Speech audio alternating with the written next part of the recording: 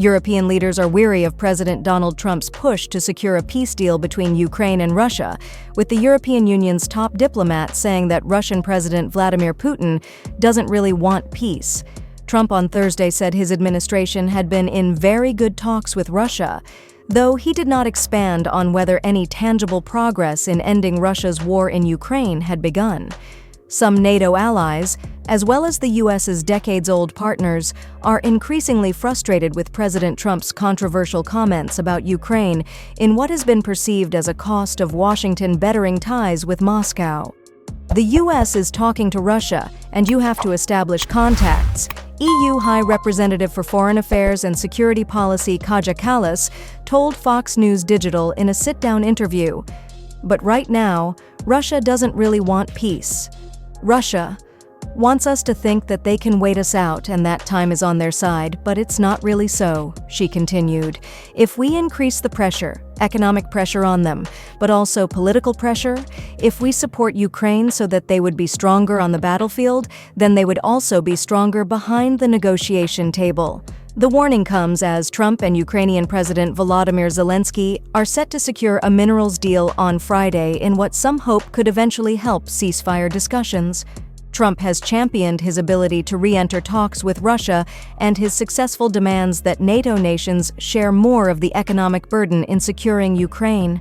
NATO allies did drastically ramp up their defense spending after Russia's invasion of Ukraine in 2022, but the stark reversal of U.S. policy in Ukraine between the Trump and Biden administrations has sent some European nations reeling.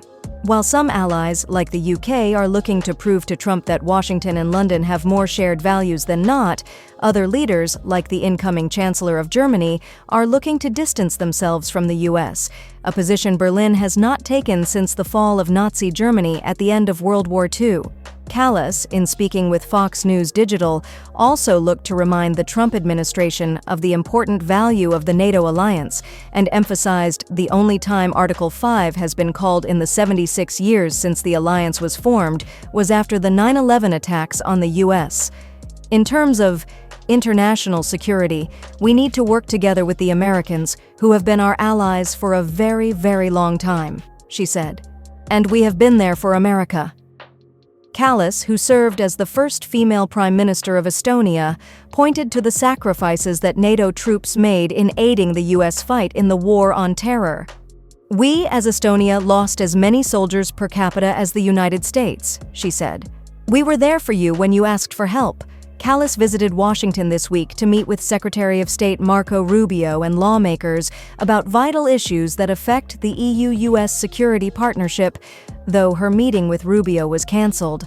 The State Department did not confirm why the meeting was canceled without being rescheduled during her stay in Washington, though Kallas said that after positive discussions with Rubio at the Munich Security Conference earlier this month, she is confident communication will remain ongoing.